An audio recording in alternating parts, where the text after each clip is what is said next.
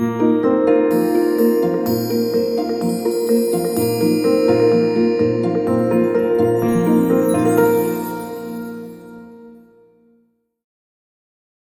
was one of the first artists to be sent by the State Department all over the world as a cultural ambassador. And in 1957, his company was sent to Eastern Europe and other countries as well in Europe, but I think it was Eastern Europe and Poland especially that really affected him, because he saw people still living in rubble. The devastation was so apparent. Jose spent his wartime years, luckily, entertaining the troops before they left, so he didn't really experience the traumas of war, or this was his first time seeing the aftermath.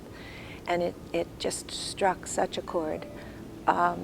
When he was a child, of course, he was very young, and his family emigrated when he was 7, and Mexico was in a civil war. So some part of him had experienced that kind of violence and brutality, but from a very different perspective. Now he's a mature man, and he's seeing how people are rebuilding their lives, and he was so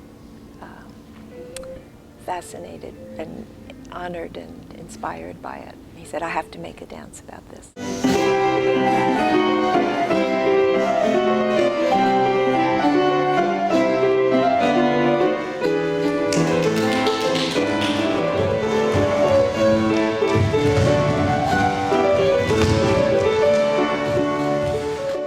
They're like musical poems, and each dance is about a different relationship, a different